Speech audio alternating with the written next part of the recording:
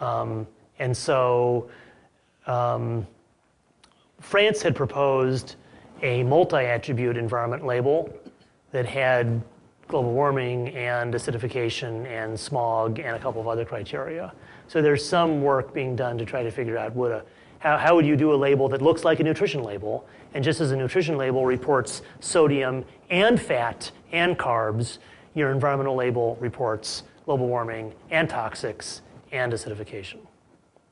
Yeah, I think there might be some ways, and there's some work being done to take some of these different pollution criteria and those, you might be able to condense them down into a single number.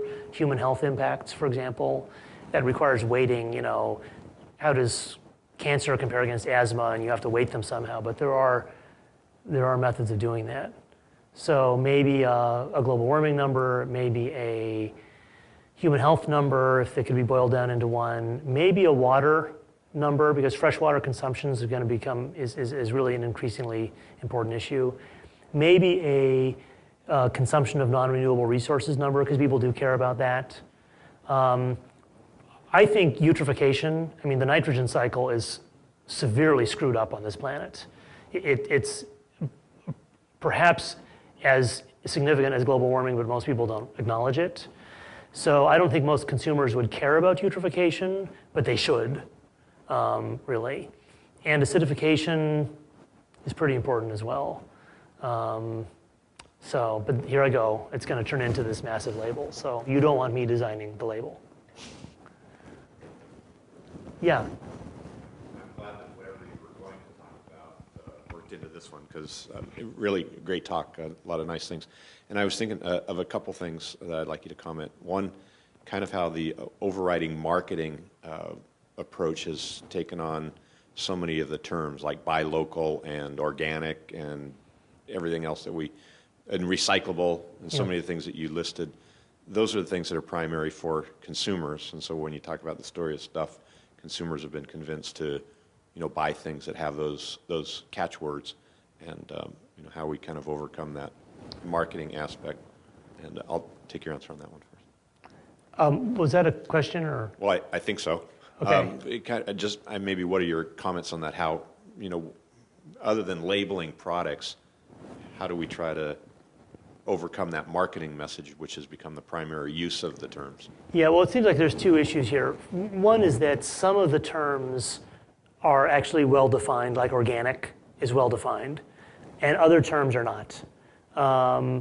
And some of the terms have a clear environmental benefit, and others it's really not clear what their environmental, like local. There is a sustainability benefit there. I won't dispute that. Certainly there's a tremendous amount of confusion around biodegradable and compostable not being the same, people not understanding what they mean, and generally assuming that they're good attributes. And again, if you're taking your product, whether it be laundry detergent or your household garbage, and it's ending up in a river, then biodegradable is an important attribute. But we do have a gap between what the science is telling us and what popular wisdom is in this particular instance. The whole landfill situation. The landfill crisis 30 years ago was so bad, and the need to preserve landfill space was so acute that it continues to color 30 years later the public opinion around what makes for a good environmental product. From a good product from an environmental perspective. So, we just have some basic environmental literacy that is going to be a continuing, ongoing challenge.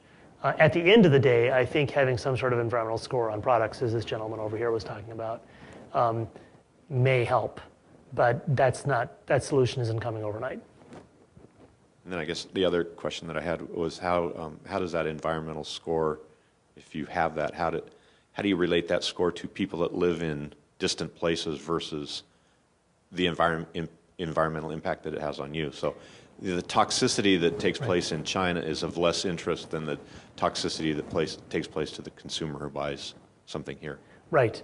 That's a really important point. And further, let me say that life cycle analysis does not at all well address the toxicity impacts associated with exposure to products. For example, formaldehyde, that's coming out of wallboard, or heavy metals that leach out of packaging.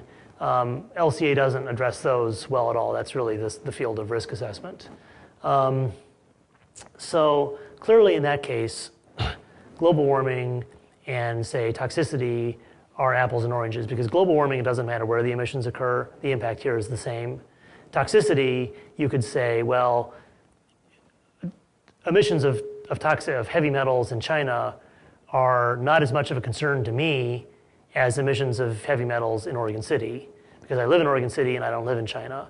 There are actually methods being developed to try to customize and do geographic and spatial analysis using LCA. But at the end of the day, well, I'm going to speak personally here. At the end of the day, I think it sends us down a slippery slope where we start valuing human life differently based on its proximity to the consumer.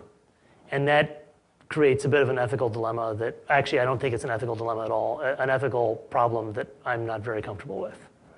Yeah, right. I had a question about your work with Walmart and their sustainable value network. Dealing with such a huge company, I wonder if you have any insider perspective on why they're responding to these environmental concerns, how they're doing it, and if you would like them to be more aggressive in any way. Yeah, okay, so Walmart actually has 12 or more sustainable value networks. They have one around packaging, which I'm involved with. They have one around seafood and one around jewelry. And what these are, they're networks of the Walmart buyers and the environmental staff and then all their suppliers who come together and try to work on solutions to reduce the environmental impacts and to make the products being sold by Walmart more sustainable. It's an exciting model because it's a model that involves dialogue. It's also an exciting model in that Walmart has sort of put their flag in the ground and said, these are our goals, and suppliers, we expect you to help us meet them. And in the case of Walmart, it makes a lot of sense because Walmart has huge environmental impacts through their fleet and their operations of their stores, which they directly control. But something like 90% or more of at least their carbon footprint is a consequence of making all the stuff that Walmart subsequently sells. And that's not in the direct control of Walmart. But Walmart can influence it by engaging with their suppliers. So the idea of engaging with the supply chain is a really valuable strategy for a retailer like that. And because they're so big, they make things happen. There are some great things that have happened as a consequence. Why have they done it? Well, that's the $64 billion question. I think, at least to some degree, there is a very honest and very sincere awareness on the part of Walmart's top leadership that their business model is not sustainable if the economy and the environment are not sustainable. And our economy and our environment are not sustainable if we keep doing what we've been doing for the last 50 years.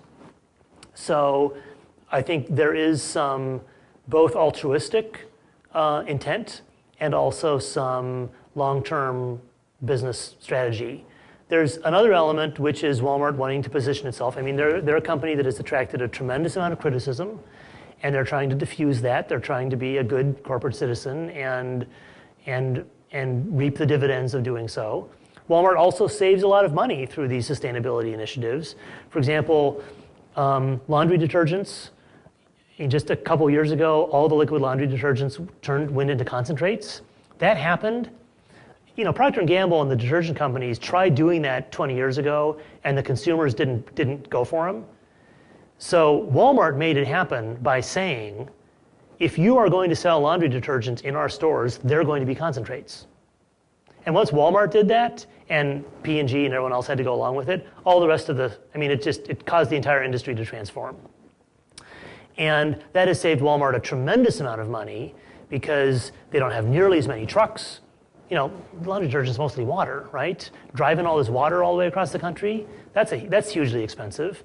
They also save a lot of money in terms of labor, in terms of stocking, because you don't have to have nearly as much shelf space devoted to, plastic bottles with water in them with laundry detergent, right? So I think that's some of their motivation. And the last part of your question is, would I like them to do more? Well, of course I'd like them to do more. And there's a lot more they can do. And that's probably a topic for another presentation. Once again, thanks to David. Yeah, thanks for coming.